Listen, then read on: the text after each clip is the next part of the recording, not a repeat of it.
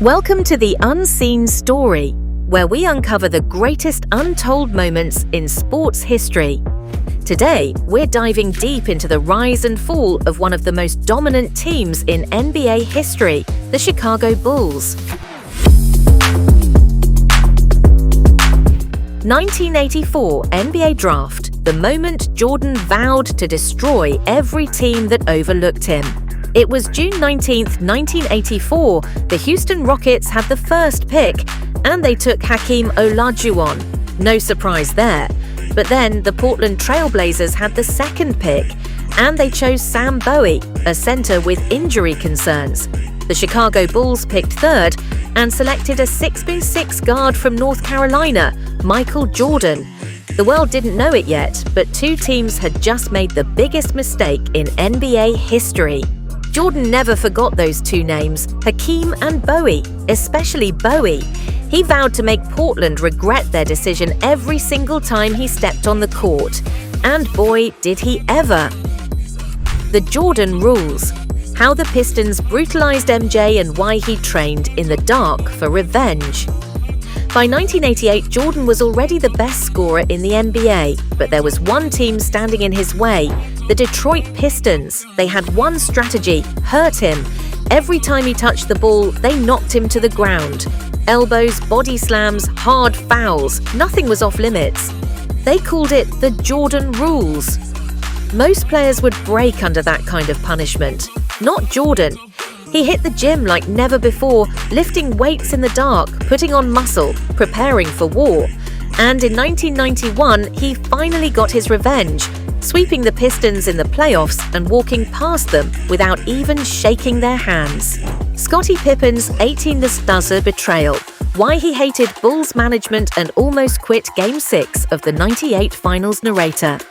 Scottie Pippen was Michael Jordan's right-hand man, but did you know he was also one of the most underpaid superstars in NBA history? While Jordan was making $33 million in 1998, Pippen was stuck on a long-term contract, earning just $2.8 million. The tension was unbearable. In the 1998 Finals, things hit a boiling point. Pippen, dealing with a bad back, was so frustrated with the Bulls' front office that he nearly refused to play in Game 6. But somehow, he fought through the pain, played one of the gutsiest games of his life, and helped secure the Bulls' 6th championship. Phil Jackson's Mind Games, the psychedelic secrets behind the Zen master narrator. Phil Jackson wasn't your typical coach. He studied Native American rituals, practiced meditation, and even experimented with psychedelics. But somehow, his unorthodox approach worked. His secret weapon?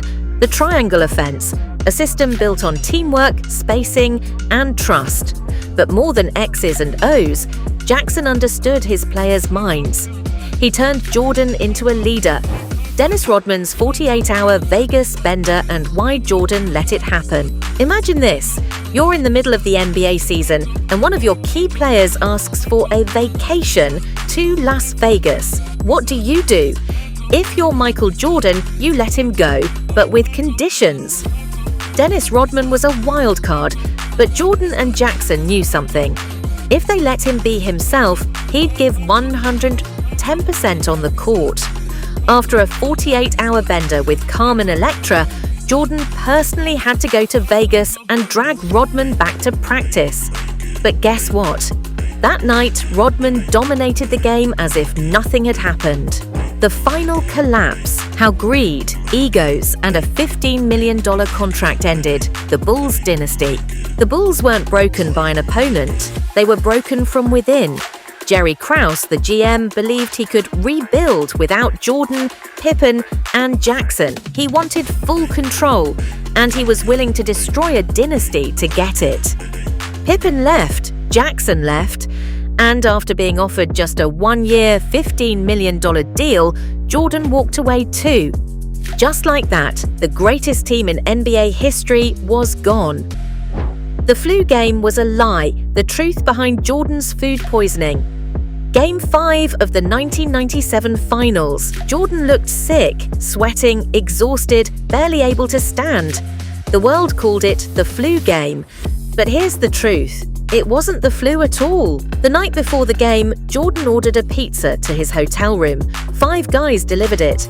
Something felt off, but Jordan ate it anyway. Hours later, he was violently ill. The Bulls staff suspected food poisoning, but Jordan, being Jordan, still dropped 38 points and won the game. Legend.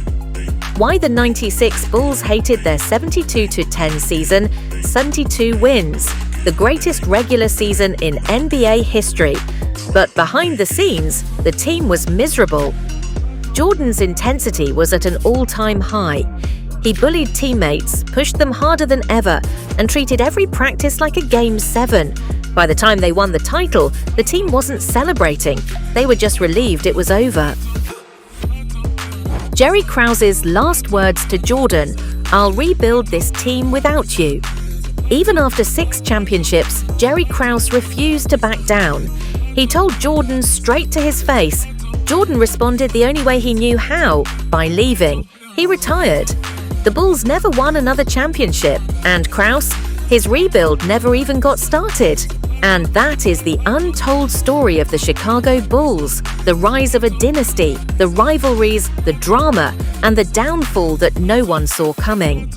Which moment in Bulls history shocked you the most? Let us know in the comments. If you love deep dives into legendary teams and their hidden stories, don't forget to hit that like button and subscribe to The Unseen Story. Turn on notifications so you never miss an episode of sports history's greatest untold moments. Thanks for watching, and we'll see you in the next one.